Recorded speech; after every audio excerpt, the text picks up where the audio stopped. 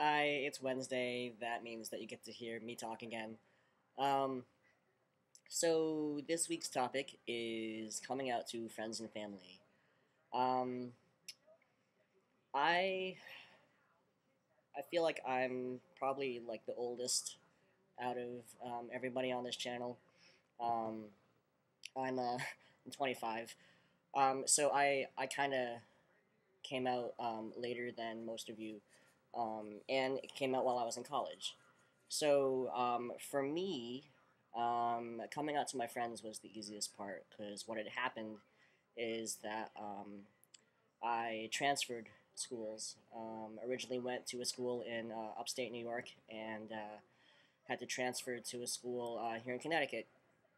And when I got to Connecticut, I didn't really have that many friends, so I decided that I would go hang out with Pride, which is my school's GSA, and so that's where most of my friends are. And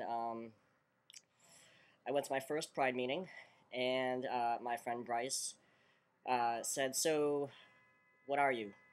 And I said, "I'm not really sure," because at that point I was still a straight female. And so he said, "Well, you know what? I think you're heteroflexible. Like, what the hell is that?"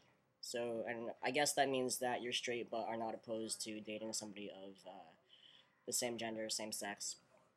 Um, so I'm like, okay, whatever. And then 2 years later, pretty much everybody in Pride was my friend. I don't really have that many straight friends, actually. But anyway, so I came out to them, and they were really understanding, and they tried really hard to use the right name and the right pronouns, and it actually went pretty well. Um, and they're very supportive. So I figured, okay, well, now that I have my friends to back me up, um, I should try talking to my parents. And for a while, I hid it from them, and it was really, really like painful for me to know that this is who I really was, and that I was so scared to tell my parents, because the way I see it is that after I graduated high school, everybody thought that, oh, you're gonna go do great things and you're gonna be awesome, and I'm still awesome, but things didn't go the way that everyone had planned, and so I didn't want to be more of a disappointment to my parents by coming out and saying, hey, guess what? I'm transgender. So I went about it in my own special little way, which is completely like unintentional too, because I tend to leave trails. Like I'm not that neat. I'm not really that messy either, but I tend to just like leave stuff places. So they saw that I was like DVRing transgender shows like on Logo and like documentaries on sex changes and stuff like that. And I had like left a book out or something, and my mom I was talking to my mom one day because I wasn't physically feeling well and I hadn't been for a while. And I was talking to her, and I'm like, I'm just not feeling any better. And she goes, well, are you eating right? Are you taking your medication? Are you on hormones? I'm like, wait, what? Did you just ask if I was on hormones? So that's kind of how that got started. Um, and then I first came out to my mom because that was right after my first appointment with my gender therapist that I had set up all by myself. I kind of wanted to like go around them. Um, but anyway, it took my parents a while to get it, and they weren't um, they weren't really supportive until I sort of proved that I was serious about this.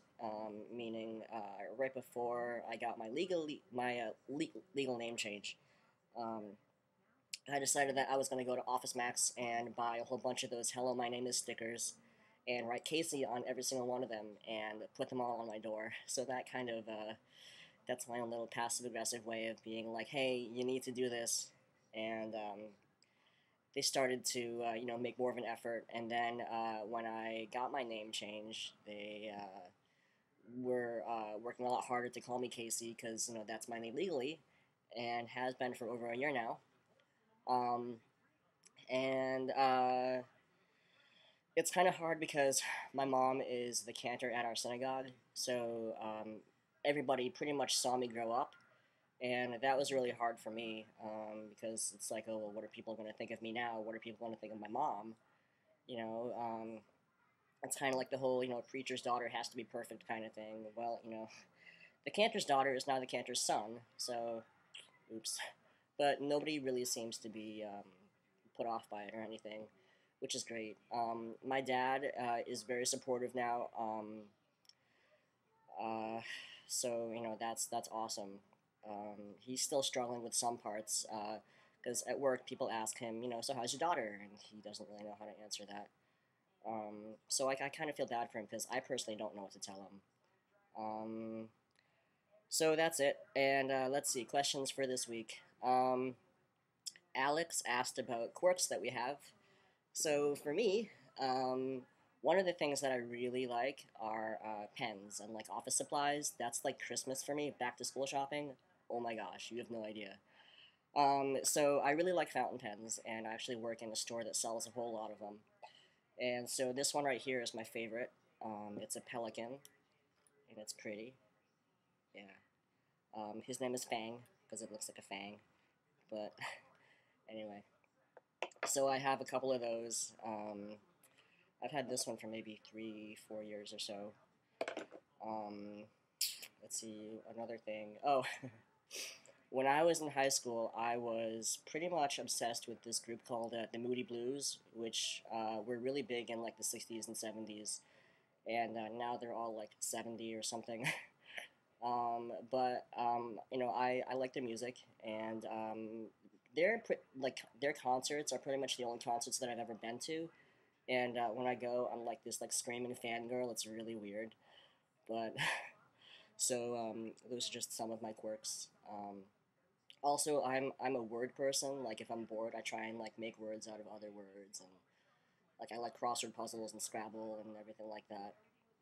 Um, Caden asked, Starbucks or Dunkin' Donuts? And for me, it really depends how I'm feeling that day, because caffeine has an effect on my anxiety level.